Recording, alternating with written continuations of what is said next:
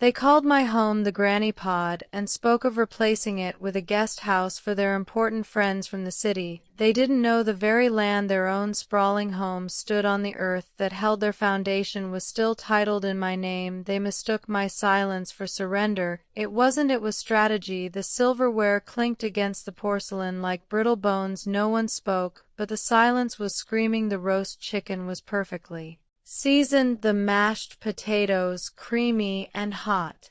Not that anyone at the table seemed to notice my daughter-in-law. Catherine leaned across the table, her diamond earrings swinging like tiny merciless pendulums. She set her wine glass down with a sharp, definitive clink. "You know," she began, her voice a weapon wrapped in silk, "if your mother is still living here, when the Vanderbilts visit next weekend, it's going to be awkward." She directed this at my son Thomas, but her cold, sharp eyes were fixed on me. These were the same eyes that had once looked at me with adoration back when I'd stayed up all night to hand sew the lace hem of her wedding dress. I had welcomed her into my home, into my life, like the daughter I never had. Now I was a liability, an unsightly piece of furniture that clashed with her decor. "If Mother Vance is still here," she continued, articulating each word slowly, as if I were a simple-minded child, "it will make us look small there. From Richmond, Thomas, they have a summer home in the Hamptons. They host dinners with wine pairings and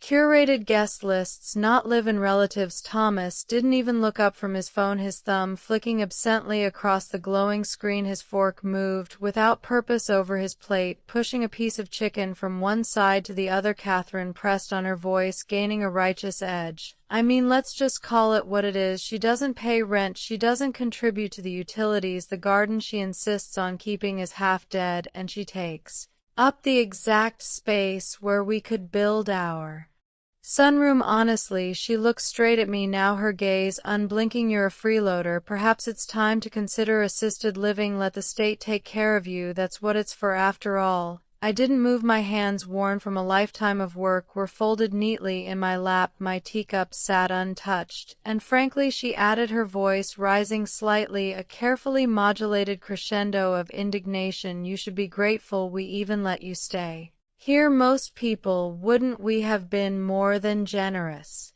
Thomas finally glanced up. It was a brief, fleeting look, devoid of any warmth or anger, just a flat gray indifference that was 1,000 times more painful. "Yeah, Mom, Catherine's right. I mean, most people your age are in homes. It's not like you're contributing. My son, my only son." I looked at the space around me, at this dining room that held the ghosts of my life, the heavy oak table I had stained and polished myself, the antique china cabinet with a hairline crack near the bottom, a relic from when Thomas was 3 years old, and knocked it over with his favorite toy truck. The linen curtains I had embroidered with tiny intricate violets, while waiting for a phone call from my husband, a call that never came because he was already gone. Every inch of this house, this property, the very land beneath it, held pieces of me, pieces of my history. And yet, at that moment, I wasn't even a person to them. I was a burden, a dead weight, an inconvenience. Wrapped in graying hair and a worn cardigan, Catherine stood up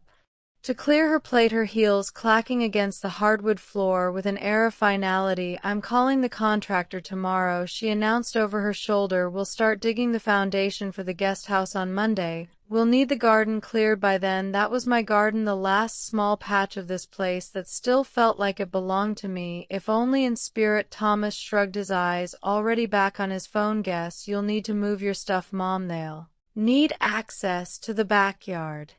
I stood slowly, my joints protested, but I didn't let it show. I looked at Thomas, the first truly looked at him, searching for the boy I had raised. He had his father's eyes, but none of his fire, none of his unwavering integrity. I had raised that boy with hands that bled through harsh winters spent mending fences, with feet that stood vigil at hospital beds, and with arms that had carried the entire weight of his future on my back. I gave him everything I had. I gave him this land, and on this night he gave me only silence, but that silence screamed louder than any insult ever could. I walked back to my cottage behind their sprawling main house. It was a small place, just 2 rooms, a kitchenette, and the garden outside. In that garden I had planted rosemary for remembrance, tomatoes for sustenance, basil for strength, and a defiant line of marigolds along the back fence. It wasn't much, but it was mine. I sat at my little kitchen table, pulled open the drawer, and removed a thick brown envelope. Inside were the original deeds to the land, my name, Eleanor Avance, written in clear, decisive script on every single page. Years ago, I had given Thomas the right to build on the land, to live on it, to raise his family on it, but I had never signed over ownership. They never asked, they had simply assumed. I placed the deed on the table alongside a folded yellowing map of the property. The boundary lines were clear: my cottage, the garden, their main house, the rolling hills down to the creek, all of it rested squarely within the borders of my land. They thought I was weak because I stayed quiet. They thought my silence was surrender. I looked out the window. The lights from their house cast long, arrogant shadows over the grass. I could hear music, now a thin thread of jazz, drifting through the night. Catherine was likely setting up a playlist for next weekend's important guests. I imagined my little cottage gone, replaced by a sleek guest house with white stone and a private wet bar. I imagined them showing guests around, bragging about their pool, their view, their open concept layout, all of it built on bones they had forgotten. They stood on my bones. That night I didn't sleep. I lit a single candle and watched it burn down to the wick, thinking of my husband Richard. He had died before he could see Thomas grow into the man he was now. Perhaps that was a mercy. In the morning, before the Virginia dawn broke, I opened my closet and pulled out my old suitcase. The zipper stuck, as it always did. I packed only what I truly needed: a few changes of clothes, a small jewelry box, the framed photo of Thomas as a boy, and the deed. I didn't cry. I didn't leave a note. There was nothing left to say that hadn't already been said in their actions. I stepped outside into the cool pre-dawn air. The garden glistened with dew. I knelt, my old knees protesting, and touched the dark, rich soil one last time. Thank you, I whispered to the rosemary bush. Then I turned, locked the cottage door behind me, and walked away down the long gravel driveway. I walked not because I had nowhere else to go, but because I had finally remembered that this land was mine, and they had forgotten. But I hadn't, not anymore. It wasn't always like this. When Richard passed, the silence in our Richmond apartment became a physical presence. Every corner held a memory of him: his worn leather slippers by the door, the chipped porcelain mug he always used for his morning coffee, the armchair he refused to replace even when its springs groaned in protest. I spent 6 months wandering from room to room, like a ghost in my own life, listening for footsteps that would never return. One day, I threw open the windows, letting the sunlight flood in, and realized I needed to leave before the grief swallowed me whole. I sold the apartment. It wasn't worth a fortune, but it was enough to purchase a small, beautiful piece of land in the rolling hills of Virginia horse country. The air was cleaner there, the noise softer. I thought it would be my place of rest, the final chapter where I would learn to breathe again. Thomas was struggling at the time. He'd lost his job at an architectural firm and was bouncing between friends' couches and dispiriting interviews. When I told him my plan, he looked at me with those pleading eyes I'd known since he was a boy, the same eyes that had begged for a puppy, for a later curfew, for forgiveness. Mom, he'd said, his voice thick with uncertainty, could I come with you just until I get back on my feet? Of course, I said. Yes. What kind of mother would I have been if I didn't? I used my savings to clear the land and drew up plans for a small cottage for myself, just 2 rooms, enough for one person to live peacefully. The rest of the property, a beautiful sprawling 5 acres, I told Thomas he could build on if he found work and wanted to settle down. He hugged me so tightly that day, I thought my ribs would crack. I'll never forget this, Mom, he'd whispered into my hair. He forgot back then. Catherine wasn't in the picture. It was just Thomas and me. We planted the first rosemary bush together. I taught him how to turn compost, how to stake tomato plants, how to read the soil. He seemed happy. He found work with a local construction crew, saved his money, and eventually, with my financial help for the foundation, built a modest but handsome 2-bedroom house on the land. I was so proud. I thought foolishly that this land would hold our family together, a legacy for generations. Then Catherine arrived. She was lovely, charming, and unfailingly polite whenever Thomas was around, but the moment he left the room a subtle chill would enter her voice. Eleanor, could you perhaps not hang your laundry on the line? It does make the place look a bit rural. I've just cleaned the kitchen, so please don't bake today. It leaves a scent. Her critiques were always framed as gentle suggestions, but they felt like tiny persistent cuts. She began to take over the outdoor space, installing a massive stone fire pit near the edge of my garden without asking. She referred to my cottage as the guest house when her friends came to visit. At first, I chalked it up to the stress of newlywed life. I cooked for them, watched their dog. When they traveled, watered their house plants. I tried to be helpful, to be small, to be unobtrusive. Then one afternoon I overheard her on the phone, her voice bubbling with false sincerity. "Oh, she's always just there," she'd said to a friend, "like a silent little housekeeper. I mean, I guess it's convenient. Free help is free help, right? Free help." I left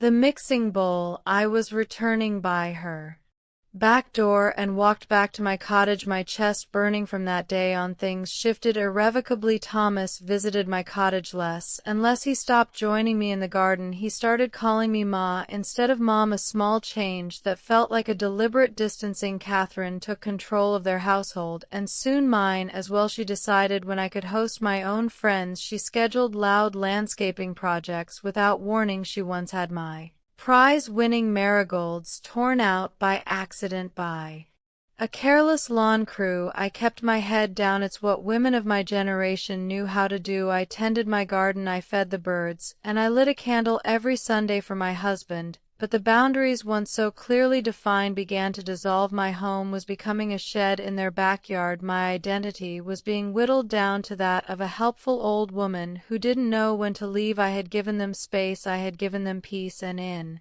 return they had slowly, methodically erased me. It was 3:04 to 00, and when I unzipped the old suitcase, my hands were steady, my thoughts were clear as glass. I folded my sweaters one by one. I packed the photo of Thomas as a toddler and the gold chain for my husband. When the bag was packed, I sat at my small wooden table and wrote a single sentence on a piece of notepaper. "Thomas, my dear son, I never wanted to be a burden. I am going now, not out of shame, but for peace, and you take care, Mom." I slipped the note beneath the salt shaker on my kitchen counter. At 3 a.m., I locked the door behind me. The moonlight spilled across my garden, glinting off the morning dew. I did not cry. I did not look back. I walked to the main road, where a cab I'd called waited for me under the name Mrs. Elkins. As we pulled away, I saw the two homes, one small and one large, sitting side by side like a mother and child. But one had outgrown the other, or so it thought. I arrived at a hotel in Richmond before dawn. I checked in under my maiden name, Vance, and sat at the small desk in the room with a deed spread out before me. My name, Eleanor Evans, was on every page. I had never formally gifted the land, never transferred ownership. Thomas had assumed, Catherine had assumed. But assumptions are not contracts. At 8:03 a.m., I called Paul Benedetti, my late husband's oldest friend and former law partner. Paul the first said, my voice firm, "It's Eleonora. I need your help today." An hour later, in his office that smelled of pine wood and strong coffee, I laid the deed on his desk. "I want to sell the land," Paul the first said. Simply, he blinked. "All of it, all of it." He looked at me for a long moment, then nodded. "I assume this isn't a casual decision. You know me better than that." He smiled faintly. "Indeed, I do." By noon, Paul had found a buyer. "There's a development firm, Eleanor," he explained. "They're building a high-end equestrian community. They've been trying to acquire the surrounding parcels for months. Your land is the final piece of the puzzle. They'll pay a premium, and they'll pay fast." "How fast?" "Contract signed today, funds in escrow by Friday, full demolition rights included." I sat very still. I thought of Catherine's voice, "That old granny pot is coming down." I thought of Thomas's, "Let the state take care of you." I thought of my marigolds. And then I nodded. "Let's do it." By 2:17 p.m., I had signed the documents. The land was sold, every inch, from the rose beds I'd planted to the fire pit Catherine installed, from their two-story dream home to the little wooden cottage I had once called my sanctuary. Sold. The demolition Started with a letter taped to their front door, a plain white envelope delivered by courier sealed with the golden insignia of a luxury development corporation, inside a notice of property transfer, a 5-day eviction warning, and a preliminary demolition schedule. Catherine found. At first she screamed. Thomas thought it was a prank. He yanked the papers from her hand, his face draining of color as he read. He called the county office, the assessor, the registrar of deeds, each time the same answer: the land was never under your name. Title records confirm original ownership belonged to Eleanor. Advance sale completed and finalized last Friday. She never signed it over. Catherine's voice was a hiss of disbelief. You mean to tell me we spent $200,000 remodeling a house we don't even own? Thomas didn't answer. He just kept dialing my number, his face a mask of dawning horror. The next morning the bulldozers came. They were bright yellow, like giant mechanical wasps. The sound of their engines filled the pristine country air. Catherine ran outside in her silk robe, mascara smeared across her cheeks. You can't do this, she shrieked at the crew leader. He checked his clipboard. Unbothered, ma'am. According to my paperwork, you have until noon today to remove your personal belongings. I suggest you start now. Thomas stumbled out behind her, shirtless and barefoot, clutching his laptop like it was his only child. The neighbors peeked through their blinds, murmuring in disbelief. By noon my garden was gone. By 1 p.m. the foundation for their guest house was torn up like paper. By 2:30 the first corner of their home, the sunroom Catherine had coveted, came crashing down. Catherine screamed, a raw animal sound of loss, and Thomas just stood there holding her, a man finally witnessing the death of something he had never properly valued until it was too late. They left that evening in a borrowed pickup truck, their expensive lives shoved hastily into plastic bins, and I, from the window of my new apartment on the 10th floor overlooking the city, watched my phone ring. It was Thomas. The first saved his last broken voicemail, but I did not call back. Sorrow doesn't rebuild gardens. It doesn't erase words like freeloader. It doesn't return the kind of dignity you are forced to reclaim in silence. They say revenge is a dish best served cold, but this was not revenge. It was restoration. It was a quiet, precise rebalancing of scales that had been left tilted for far too long. I didn't lose a son. I lost the illusion that he had ever truly seen me, and while that brought its own kind of grief, it was also freeing, because now I could finally see myself. I saw what I had built, what I had endured, and what I had reclaimed, not with shouting, not with spite, but with quiet steps, signed papers, and the unshakable strength of knowing you hold the deed to your own life.